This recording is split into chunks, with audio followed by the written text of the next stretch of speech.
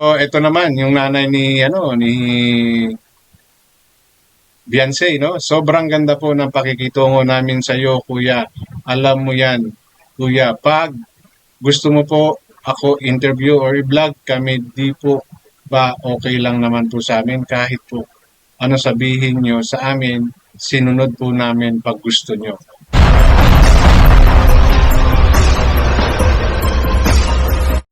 Dahil sa ginawang hamon ni Kuya Brooks kagabi sa live stream niya kay Dr. Lab, no? Na pamiliin ang batalero. Kanino ba siya? Kay Dr. Lab o kay Kalinga Prab? Sumagot, no?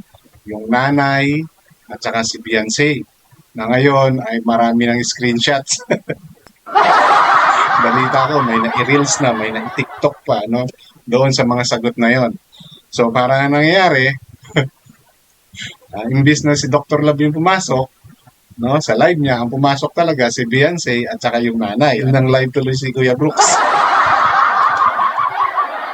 So, tama ba yung ginawa no, nung mag-ina? Okay? Trigger niya ba talaga ang mga bataleros? O talagang sincere yung kanyang pagsasabi no, na mamili itong batalero kung kay Dr. Laba o kay Kalingap.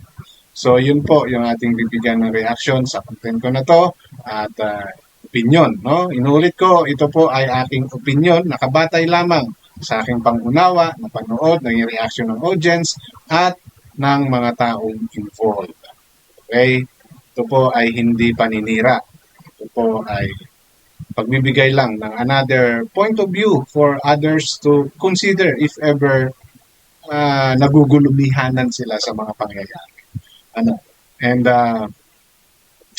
bago po ako magpatuloy, welcome sa aking channel. Bago pa lang po kayo sa aking channel, please don't forget to like, share, and subscribe na rin po and pakikita ang notification bell para mag-aware kayo sa aking mga upcoming content.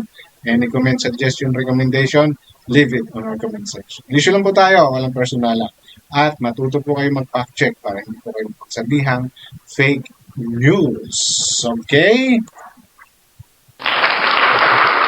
So, doon po, no, sa naging live kagabi ni Kuya Brooks na for sure sa ngayon ang dami nang nakakaalam, no, kasi halos parang yung mga viewers ng Kalingap naglipatan kaya kay kay Kuya Brooks kagabi. Ano? Dahil nga doon sa topic niya, dahil doon sa challenge niya, no? Talagang hinamon niya si Dr. Lab. Ha? Kaya angas-angas mo pag nagla-live ka. Ganun siyang gana. Ha? Pero ang hamon niya pala is tanungin, no? Or pamiliin ang batalero, including of course Beyonce and the family, to decide whether they are Kalingap or Team Guapa. Parang ganun yun eh. And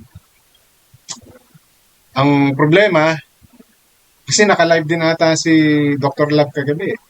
Ang pumasok, si Beyonce, nanay niya. So, let me show you that comment. No? May mga comment kasi.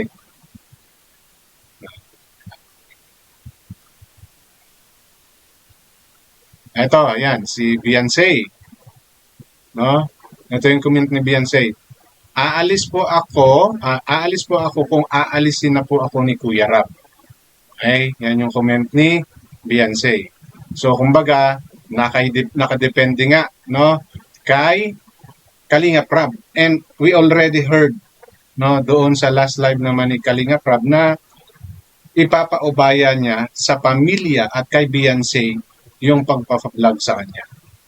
No, yun yung malinaw na naging sagot ni Kalinga Prab doon sa last live stream niya.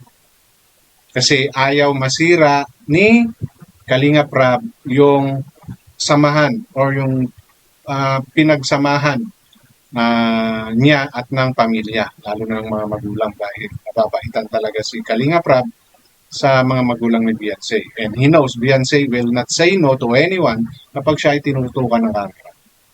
No? So, which means kahit si Red Zane pwedeng mag-vlog sa kanya. Kasi, hindi naman hindi ganun si Beyonce na sisitahin. No?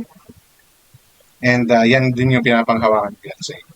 Kung siya ay aalisin ni Kalinga Prab, saka lang siya aalis, no? Saka lang siya aalis. Bakit sa tingin natin, okay, ayaw bitawan ni Kalinga Prab si Beyonce? No?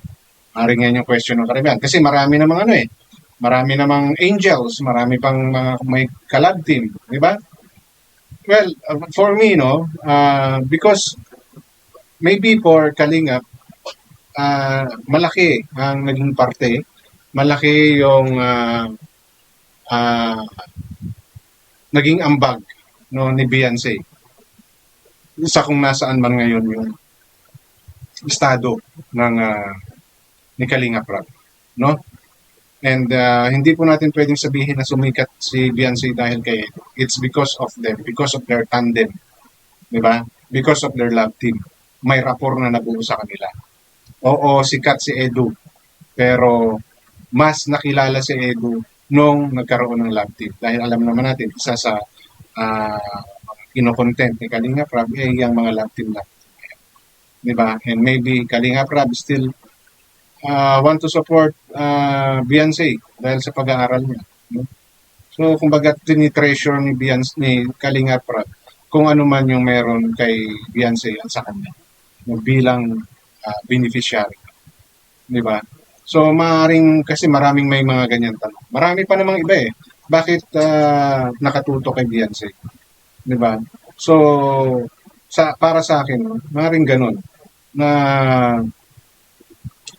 pwede pa rin, kumbaga, sumikat or mapanood si Beyonce kahit walang collab team. Diba? Maring hindi pa na iba-vlog ngayon yan kasi nga, meron siya lang inaasikasong Korea. So malalaman natin yan after ng Korea trip nila if magbabago ba yung pananaw o yung opinion ni Kalinga Prab. Kasi for sure, they will try. No, mayroon pa rin yan. They will try to settle those differences between Edu and Beyonce. No? Kasi kung hindi ganun yung iniisip, kung walang may ganung nag-iisip, hindi na nila para i-push pa or para i-keep si Beyonce. No? May nakikita pa rin siguro sila na better future kay Beyonce sa Kalingap community. Ayun yung sa akin. Kung ano yon, well, si Kalingap Prab na yung nakakaalam. Diba? Siya ang may ano naman. Kasi, bakit nga ayaw niyang bitaw? Diba? And for him, it's okay. Or he is just waiting, no? Na mismo si Beyonce ang magsabi. Diba? Ako yun yung mga analyzation ko lang na pwedeng maging tama, pwedeng maging tama. Diba? So, yun nga, imbis na si Dr. Lab yung pumasok, si Beyonce pumasok. At ito naman, yung nanay ni Beyonce, no? Sobrang ganda po ng pakikitungo namin sa iyo, kuya. Alam mo yan, kuya. Pag gusto mo po ako interview or i-vlog kami, di po ba okay lang naman po sa amin kahit po ano sabihin nyo sa amin, sinunod po namin pag gusto nyo. Okay? So, nagtatanong ngayon. Well, actually, this is out of the request or the topic of Kuya Brooks, no? Itong mga sinabi ni Hansel. Maybe he's just trying to remind Brooks, no? Bakit ganun ngayon yung sinasabi mo? Katulad po ng sinasabi ko, gusto lang sigurong linawin ni Kuya Brooks yung stance, no? Ng pamilya ni Beyonce. Yun nga lang, ang mali niya, hindi dapat siya ang nag-challenge ng gano'n. Wala siya sa proper position para sabihin yung mga yan. Kasi, unang-una, this is a issue between the beneficiary and ni Kalinga Prab. No? Si Rab po, nag-usap na kami po, may problema po ba kayo pag-usapan na lang po natin sa tamang lugar po. Yan din po kasi ang kaya hindi matapos-tapos. Nananahimik na po kami. Ngayon po, ayan na naman po. Mabait masyado si Ma'am Hazel. Puro po. So, ito yung sinasabi ko, no, na kahit nananahimik, di ba? Kahit ano pa yung sinasabi natin na pananahimik, hindi sumasagot, as long as may bitin na usapan, ito po yung mangyayari talaga. No? Balik-balik at babalik-balik yan. No? Hindi po yan matatapos. Kasi unresolved issues siya. Di ba? Meron pong talagang magko-content at magbabalik niya. Kahit na nga may nasabi na si Kalinga Prab, di ba? Ewan ko kung nanonood si Kuya Brooks. At hindi niya nakita yon, di ba? Kasi from that lang, dapat aware na si Kuya Brooks. Dapat hindi na siya nag-challenge ng ganun. Di ba? Dapat hindi niya na hinamo ng ganun yung mga bataleros. Di po ba? Eh, mukhang hindi aware si Kuya Brooks. Dumiskarte siya ng kanya. Kaya hindi maiiwasan sa comment section na pag-isipan na siya naghahanap lang ng views. Di ba? Kasi kung pinag-isipan niya at alam niya yung nagsagot ni Kalinga Prab, wala na sanang ganitong issue. So ngayon, dahil trigger niya si Doc Lab, di ba? Ang nag-react itong mismong pamilya. Kasi actually, sila rin naman yung gustong ipakausap ni Kuya Brooks. So, kaya na. Pinatulan na siya. Kasi bakit mo is-social media? Unang-una, yun din. Na alam natin pag lumabas ng social media yan. Ano yung unang iisipin ng tao? Kailangan mo ng content. Kaya nilabas mo sa social media. Nagkakausap naman pala kayo. Bakit hindi mo kinausap muna? Sige, sabihin na natin ayaw mong ipadaan kay Kalinga Prab. Pero at least kinausap mo muna yung mismong pamilya na yan. Dahil nag-uusap naman pala kayo. Di ba? Kaya nyo naman mag-message sa isa't isa. So, hindi may alis ngayon na ang purpose dito ni Kuya Brooks is to gain attentions. Di ba? Kahit na sabihin natin may point yung gusto niya mangyari. Yun nga lang, he don't have the proper authority para maglabas ng ganung challenge kay Dr. Lab at sa Bataleros. Kasi katulad nga po ng sinabi ko, medyo ano ba talaga? Kasi pati yung mga viewers, magugulo. Yung mga supporters. No? Binablog ka ni Dr. Lab, nasa kalingap ka, di ba? Bawal sa rules yun.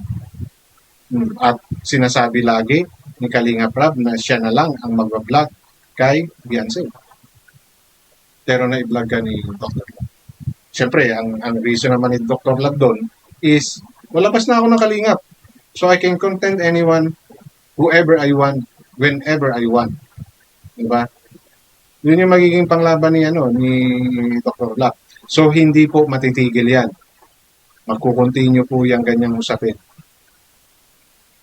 So, para sa akin, may punto rin yung ginawa ni Yun nga lang, in a wrong place at the wrong time. Ha? So, sana, no? Masettle nila to. Pumasok sa live na yan ang Batalero kasi nga ni-live. Kumbaga, sinocial media ninyo. Shinare ninyo sa public. So, kung nakapag-comment man sila ng ganyan, it's a response. No? Kasi, makakaramdam sila ng pamamahiya dyan. Okay? Kaya, nag-react sila ng ganyan. Mamaya, pag-isipan ninyo, bakit gano'n naman yung ginawa nila? Yun po yun. No? Na-trigger po yung mismong mga involved person. Di ba? Pwede naman pala sila mag-usap. Silent. Off-cam. Okay, yun lang po. Yung gusto kong i-share sa content ko na to. And issue lang po tayo. Walang personalan. At lagi po kayo magpa-fact check para hindi kayo mapagsabihan fake news. Hanggang dito na lamang. Maraming salamat.